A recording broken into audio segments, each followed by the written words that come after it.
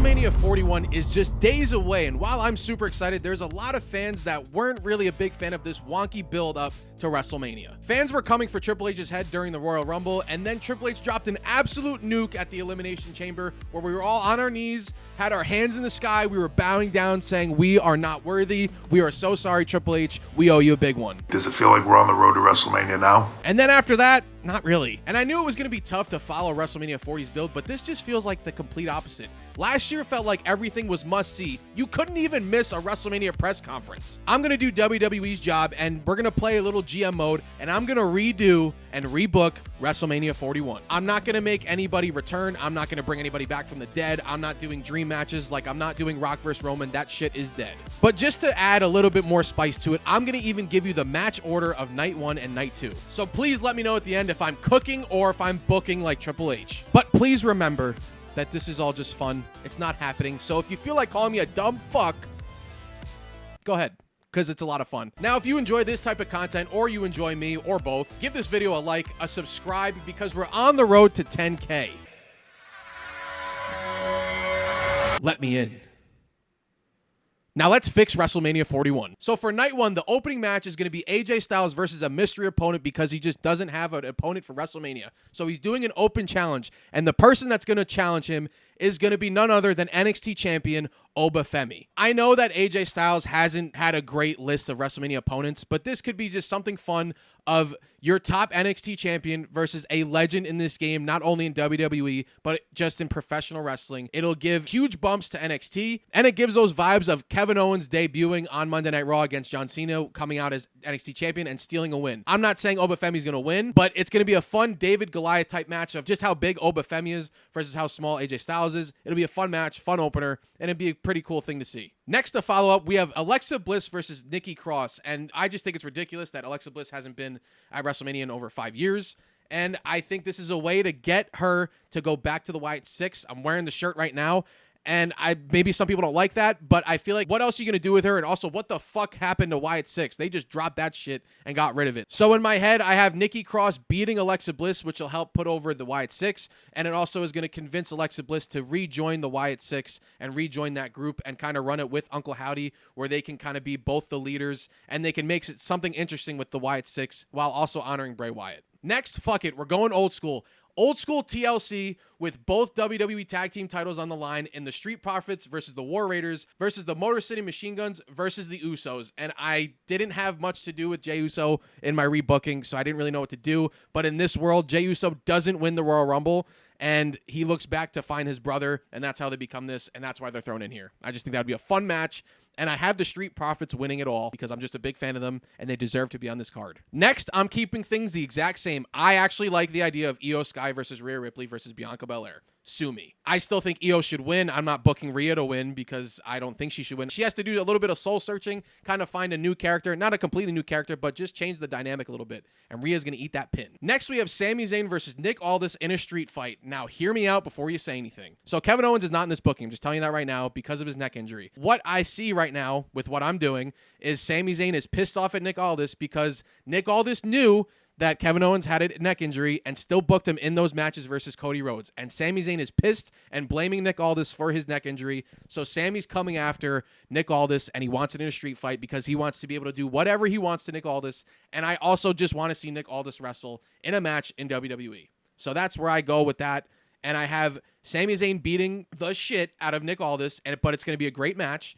And Sami Zayn is going to come out on top. And honestly, I didn't really know what to do with Sami, and neither does WWE, but this can set up a huge year for Sami Zayn where he goes on and wins a world title, maybe wins Money in the Bank. This is the match that's going to set him up for a huge year. He had a huge year last year, but he's going to have an even bigger one this coming season. Next, we have Solo Sikoa versus Jacob Fatu, and I thought that's what we were getting, and I think that's what a lot of people thought we were getting, but now it doesn't seem like that at all. Fatu is going after the United States Championship, but in this world, that doesn't happen. The tension that we did see on TV culminates in a match at WrestleMania where it's Solo versus Jacob Fatu with Fatu winning. Sorry, Solo. Next, it's winner take all with the women's tag team champions Liv and Raquel versus Lyra Valkyria and Chelsea Green. The winner is getting all the belts. And since WWE doesn't know what to do with the women's mid-card titles anyway, you might as well put them on Liv and Raquel and just make it important, because I don't know what they're doing. I didn't see the point in making those titles if they weren't really going to do anything with it. So you might as well just make it all on the line and just have a lot of fun with it. The winners are going to be Liv and Raquel because Bayley's going to screw over Lyra Valkyria. And next in the main event of night one, we have John Cena versus Gunther for the World Heavyweight Championship, where John Cena wins number 17 because he won the Royal Rumble and never turned heel, never turned his back on the fans, and never sold his soul to The Rock because he didn't really talk about it anyway. John Cena is going to win, and he's going to go on a year tour of just his best matches, whether he fights CM Punk, whether he fights Randy Orton, whether he fights whoever you want. That's what we're getting in this scenario. I know some people like John Cena heel turn. I personally don't. As of right now, making this video, I'm not saying after WrestleMania things might change, but as of right now, I hate it. So this is the best alternative to where he's not heel at all, and he's just going for the title. So those are my matches for night one, and now we're on to night two. So to open night two, we are going to still go with the Fatal 4-Way with Braun Breaker, Penta, Dom, and Sheamus, where Sheamus is going to win and finally get his title, and just let these four just go absolutely bananas. And the benefit here is Sheamus can win, and Sheamus can obviously celebrate that, but also Braun Breaker loses but doesn't have to be pinned because he's ready for the main event scene. He's ready for the World Heavyweight Championship. So what better way to have him lose than to not actually lose the title, but just have him go on to the main event scene. He's ready. Next, we have Naomi versus Jade Cargill. I don't want to change it because originally I think a lot of us wanted Jade Cargill versus Bianca Belair at WrestleMania because I'm not a huge fan of Naomi. But leading up to WrestleMania, she has completely changed my opinion on her. I think she's been fantastic. One of the MVPs of the build to WrestleMania in general. And I actually kind of turned on Jade here, and I kind of want Naomi to win this. So I'm booking her to win, and Naomi's going to set up for a huge year because I think she's earned it, and I think she deserves it. If she stays heel, wins the Money in the Bank, and then wins a women's main title, not the mid-card, because they're useless right now. Next, we have Roman Reigns versus Seth frickin' Rollins in a no-holds-barred match. This is a match that is 10 years in the making, and I don't really have to explain why this match needs to happen, but it just simply does. And you could argue that it should main event one of the nights, and I agree. I'm not saying it shouldn't, but I put it in the middle of this card for a reason, because while I think the main event is important, there is always a time frame. So when you're watching a show, at least this is what I do sometimes. It's a bad habit, and I hate doing it because it fucks me up. The main event is going on. You generally know when it's going to end. Like, you know, based on time, when the show is going to end. So you can kind of expect and know when the end is near. And I think that's part of the reason why Undertaker versus Shawn Michaels 1 is so good. There's no time limit because they're in the middle of the card. They could go on for as long as you wanted. You never knew when exactly the 3 count was going to hit. The false finishes were incredible. The match was amazing. That's why I'm putting that match here right in the middle of the card, because they could just go and just have a generational match that just needs to happen at some point. I get we're getting CM Punk in the triple threat match, but at some point I need one more one-on-one with Roman Reigns and Seth frickin' Rollins, where Roman Reigns comes on top and finally conquers that demon inside of him that is Seth Rollins. And next, I didn't really know what to do with all these guys, so I just did a United States Championship ladder match with LA Knight, Damian Priest, Logan Paul, Chad Gable, Finn Balor, Carmelo Hayes, and Andrade, because I think they all work well together. A lot of them work together in the Money in the Bank, and that was a fun match. So it's not the most exciting. It's kind of just like thrown together, but at least they would have a lot of good spots.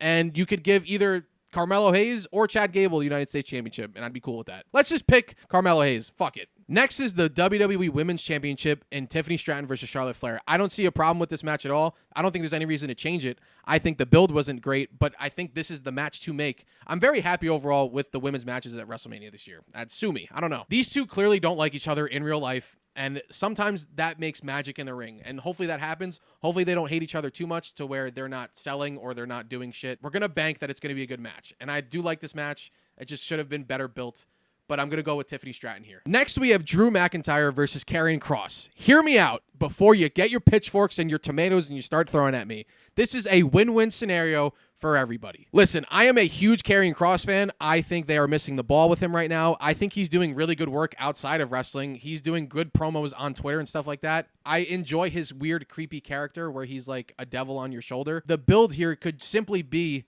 Karrion Kross just mind-fucking Drew McIntyre, being screwed over, losing to Seth, not getting the opportunities, not main eventing Bad Blood with CM Punk.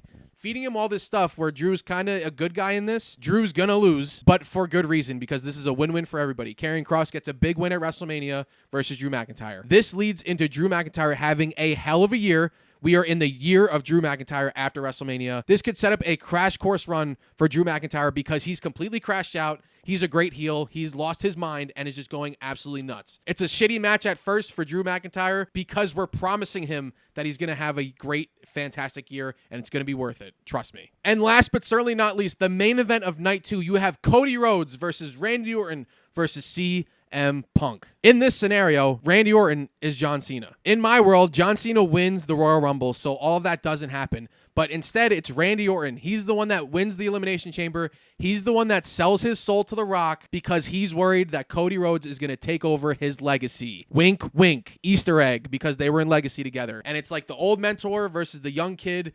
Randy Orton doesn't want to see it because he wants to stay on top. Also, let it be known that The Rock versus Randy Orton is one of my dream matches, and I made a whole video about it if you want to check it out. So that story writes itself, and I feel like that was an easy layup for this year's WrestleMania in general. You just switch John Cena with Randy Orton, and it still works out. And the reason why CM Punk is here is because the same shit still happens to him at Elimination Chamber where he loses because of Seth Rollins. So a similar thing happens where he crashes out on Monday Night Raw. He calls out everybody. He's super pissed, but he feels not even pissed off at Seth Rollins. He just feels completely cheated. He's calling out The Rock. He's calling out everybody, and he's demanding some type of reward for being screwed out. He wants another opportunity, and he's willing to fight for it. And Randy Orton and The Rock give him that opportunity, whether it be like, you have to beat so-and-so and you'll get entered into the match, whatever. However you got to get there is we're getting there. Obviously, CM Punk wins, and he gets inserted into that match with Cody Rhodes and Randy Orton. So we get a triple threat match in the main event where CM Punk is still main eventing WrestleMania, and it's just complete cinema. And I'm still going to go with Randy Orton winning, and he's going to beat Cody Rhodes. This one is really tough to pick who you want. It's kind of just what you have envisioned for after the fact. Like, I could totally just have CM Punk win just so he can win another world title, which would be awesome.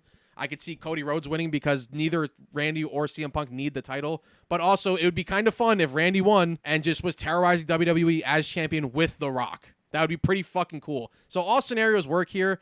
I'm going to pick Randy Orton for just the most fun because it's the most random. So that's my rebooking of WrestleMania 41. Let me know what you think. I'm still excited for WrestleMania, but let me know how you would rebook WrestleMania if you had the chance, because this is a lot of fun, and I had a fun time making this, but it was really hard to organize all of the matches where it makes sense. So I hope it did. It was kind of tough. Some of these are all over the place, but it is what it is.